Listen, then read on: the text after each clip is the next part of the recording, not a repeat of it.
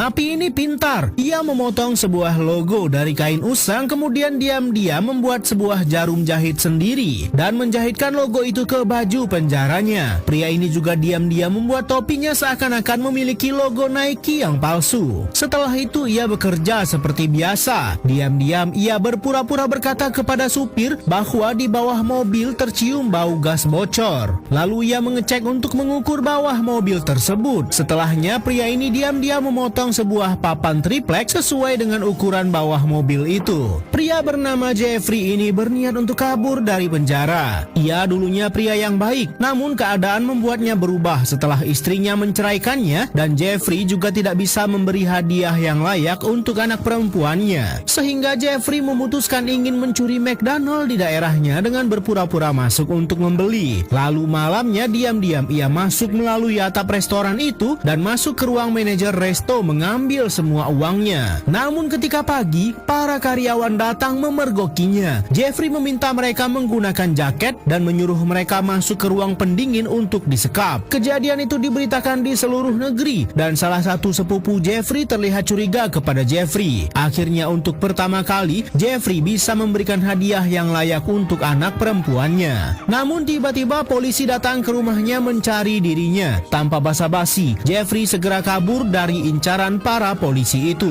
Jeffrey ditangkap di depan anaknya sendiri. Jeffrey diputuskan akan dipenjara selama 45 tahun. Namun diam-diam, Jeffrey sebenarnya sedang menyiapkan ide untuk kabur dari penjara ini. Setelah diam-diam berhasil mengukur bawah mobil truk ini, Jeffrey memotong papan dan keesokannya bekerja seperti biasa. Setelah si supir masuk ke mobil, Jeffrey bergerak ke bawah mobil dan memasang papan tersebut lalu masuk ke dalamnya. Ketika mobil itu diperiksa, persembunyian Jeffrey tidak diketahui. Mobil itu berhenti sebentar ketika supir ingin buang air dan disitulah Jeffrey bergerak diam-diam dan bergantung di sisi sebelah mobil sampai akhirnya mobil itu pergi. Jeffrey kabur lewat hutan dan menumpang mobil orang lain yang lewat. Jeffrey mencoba kembali ke rumah untuk melihat anak perempuannya dari jauh. Setelah itu Jeffrey menelpon sepupunya yakni Steve yang bisa membuat paspor palsu untuk orang agar membantunya untuk kabur ke luar negeri. Tapi Jeffrey harus menunggu sebulan. Selama itu Jeffrey harus mencari tempat untuk bersembunyi.